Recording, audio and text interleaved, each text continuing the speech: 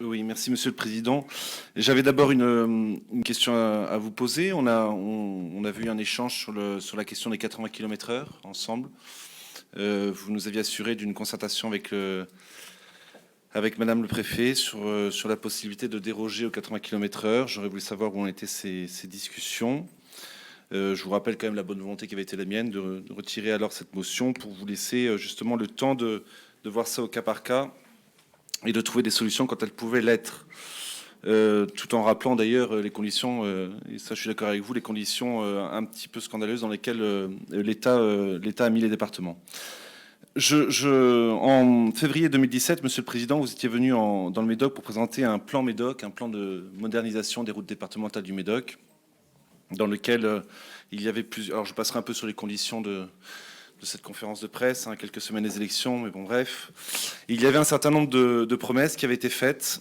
Alors je note, on en a déjà parlé, mais vous avez déjà annoncé que qu'on y renonçait. Donc le créneau de dépassement au nord de l'Espar, qui est donc abandonné.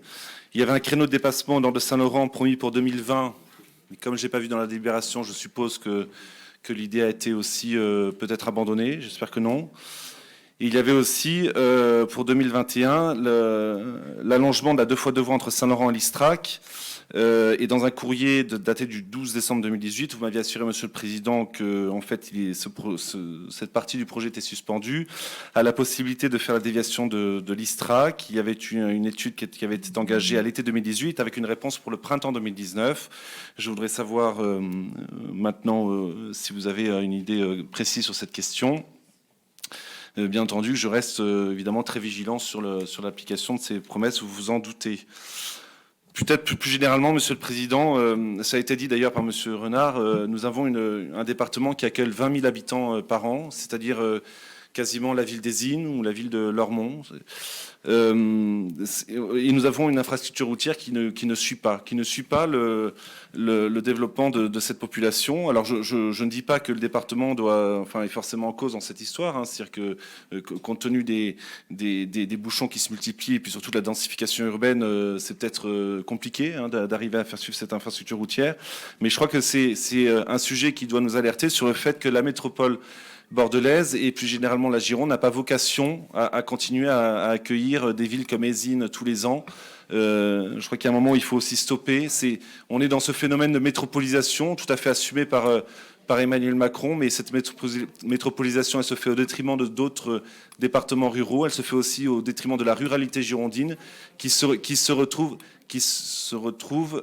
handicapée par cette congestion métropolitaine qui ne l'aide pas. Je ne pousse pas les hauts cris, je posais des questions, Monsieur le Président, mais apparemment, comme ce sujet vous gêne, vous essayez de diaboliser mon intervention, finalement, pour vous en sortir par le bas. Moi, si vous voulez, Monsieur le Président, je ne vous ai pas demandé des travaux supplémentaires sur cette route, je vous ai demandé où vous en étiez dans les engagements et encore une fois, dans les promesses que vous aviez faites. Vous m'avez dit, vous ne tenez pas vos promesses. Vous avez commencé votre propos comme ça, en disant, vous êtes venu promettre et vous ne tenez pas vos promesses. Vous me demandez des comptes là-dessus, je vous réponds. Non, Monsieur le Président, c'était bien des questions, donc je ne sais pas, vous avez entendu ça. Bref, nous nous sommes compris, tout va bien. Non, alors attendez, je termine, Monsieur le Président. Quand on vote contre un budget, Monsieur le Président, on vote contre l'équilibre d'un budget. Ça ne veut pas dire qu'on est contre les travaux sur les routes départementales. Ça ne veut pas dire qu'on est contre l'APA. Ça ne veut pas dire qu'on est contre le financement de collèges. C'est simplement sur les choix budgétaires. Et je le disais tout à l'heure, le vote d'un budget, Monsieur le Président, c'est un vote politique, c'est pas un vote comptable. Et ce serait trop facile, Monsieur le Président, ce serait trop facile dans ce cas-là. Vous pourriez dire à toutes les oppositions socialistes, quand elles votent contre le budget municipal, par exemple, ce qui arrive quand même assez souvent, qu'elles sont contre le financement des écoles, qu'elles sont contre le financement des employés municipaux, qu'elles sont contre toutes les actions municipales qui en soi sont consensuelles et acceptées par tous. C'est trop facile ce jugement-là. Et Monsieur le Président, je le répète encore une fois, je ne vous ai pas demandé de faire ces travaux à cet endroit-là, je vous ai simplement demandé où vous en étiez du plan Médoc que vous avez promis dans un contexte bien particulier et en fait la réponse que vous êtes en train de donner, Monsieur le Président, c'est que ce plan a été quand même fait pour une partie sur le coin d'une table, dans une élection législative, et vous vous rendez compte maintenant que la réalité est plus compliquée. Mais ça, c'est pas à moi qu'il faut le dire, Monsieur le Président. C'est à ceux qui ont fait le plan Médoc qu'il faut le dire que c'est bien plus compliqué que ça. Mais vous saurez leur dire, puisque vous saurez déformer les propos et la réalité des choses. En tout cas, ici...